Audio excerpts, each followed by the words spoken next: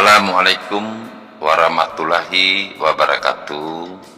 Sahabat Raja Malim Selisih Channel, semoga Anda dan keluarga selalu diberikan rahmat keislaman, rahmat keimanan oleh Allah Subhanahu wa Ta'ala.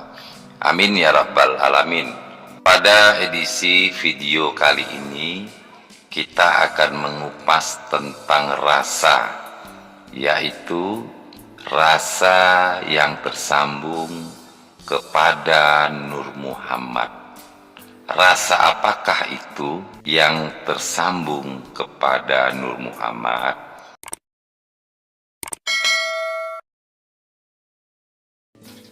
Di dalam ilmu mengenal diri, rasa ini atau rasa ada 4 bahagian. Yang pertama adalah rasa tunggal.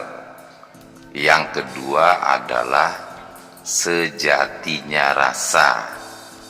Yang ketiga adalah rasa sejati. Dan yang keempat adalah rasa tunggal jati. Jadi, rasa yang tersambung kepada Nur Muhammad adalah sejatinya rasa akan tersambung kepada rasa sejati. Di sini timbul pertanyaan, apakah sejatinya rasa dan apakah rasa sejati itu? Sejatinya rasa adalah apabila seseorang itu sudah mulai mempunyai rasa atau dirasa-rasai biar makin terasa. Contohnya begini, apabila ada seseorang yang datang ke rumah Anda dengan niat ingin meminjam uang, di sini kalau Anda punya uang harus Anda pinjamkan. Lalu, seandainya Anda tidak punya uang, minimal sekali kasih uang untuk minyak. Misalkan dia naik sepeda motor, kasih uang minyaknya. Karena kita di sini tidak mempunyai uang. Maksudnya apa itu? Maksudnya adalah Anda sudah diberitahu melalui rasa, dan di sini Anda tidak boleh untuk mengelak, karena di sini termasuk adalah ujian.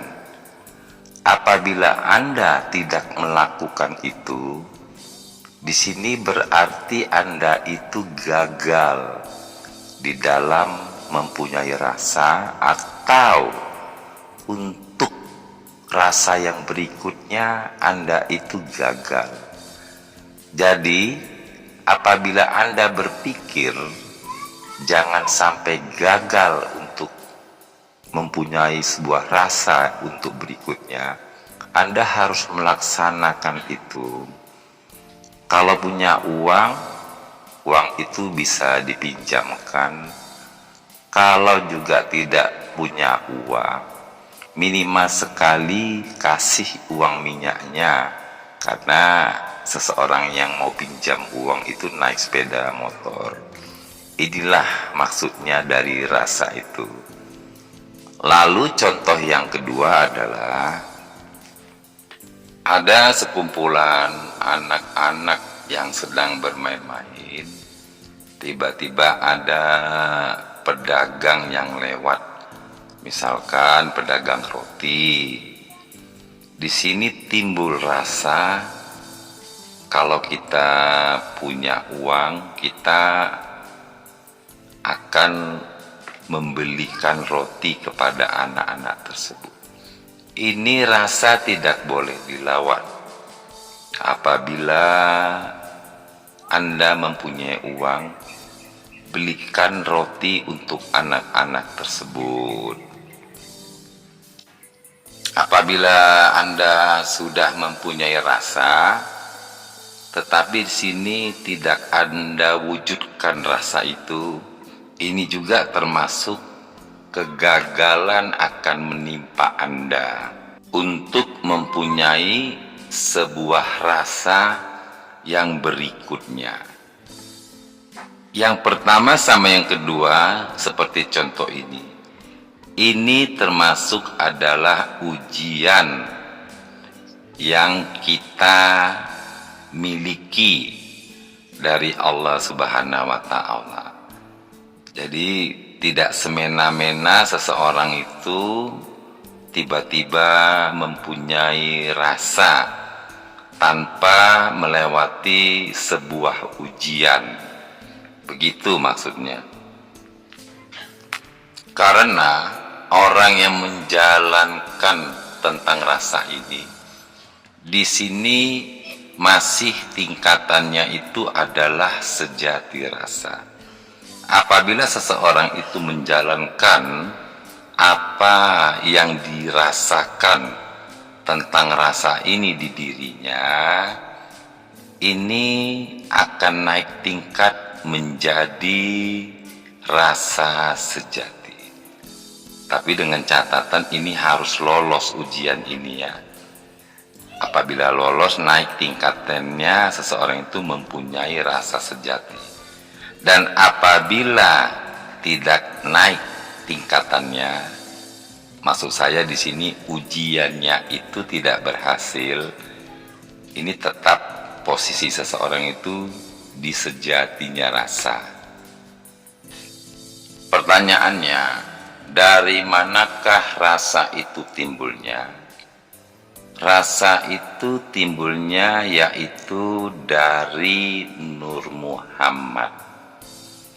Nur Muhammad ini mau aktif, tetapi di sini ada ujiannya. Dan apabila seseorang itu lolos dalam ujian seperti yang saya jelaskan tadi, yang pertama, yang kedua, disinilah baru seseorang itu bisa aktif Nur Muhammadnya.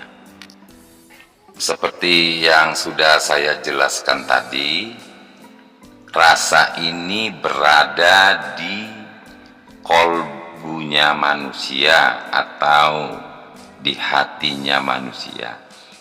Inilah rasa yang paling dalam.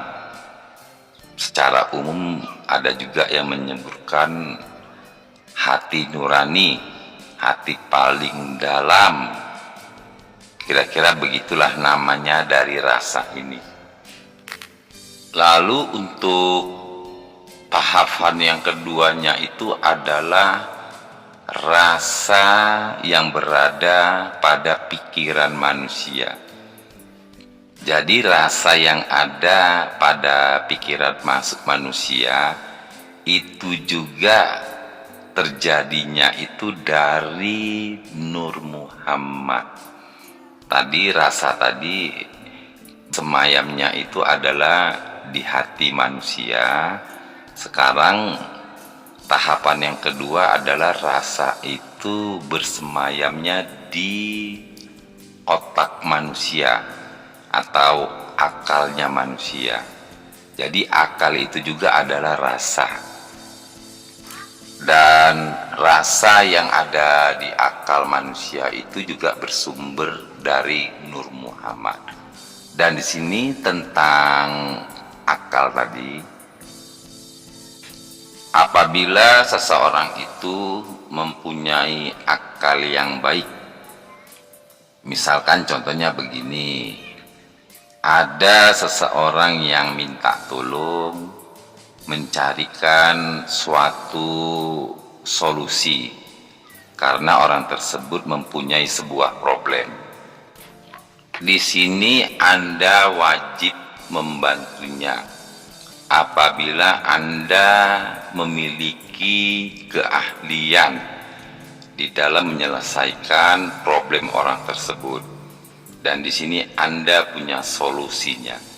Anda harus membantu orang tersebut tanpa pamrih. Dan apabila Anda tidak mau membantu seseorang tersebut yang mempunyai problem untuk memberikan solusinya, di sini dipastikan Anda itu akan gagal total untuk mempunyai rasa. Maksud saya rasanya itu menjadi meningkat. Anda akan gagal total. Di sini juga termasuk sebuah ujian bagi Anda.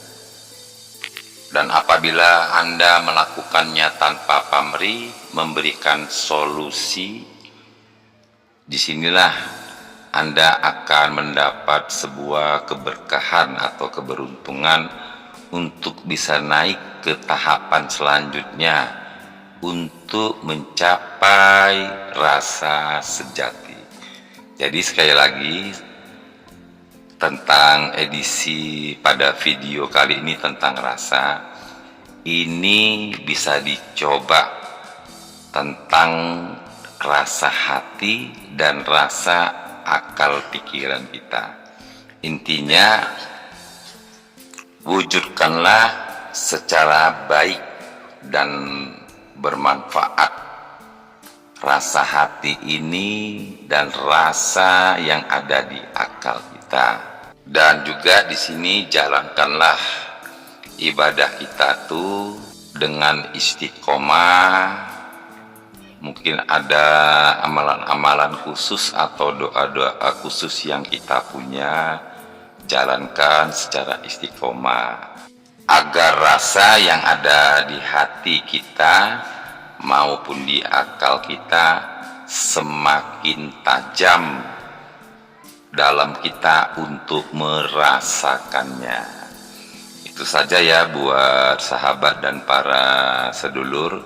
Semoga ini bisa bermanfaat dan menjadikan informasi bagi kita semuanya. Terima kasih, mohon maaf apabila ada kata-kata yang kurang pas di dalam penyampaian. Wabillahi taufiq wal hidayah. Assalamualaikum warahmatullahi wabarakatuh.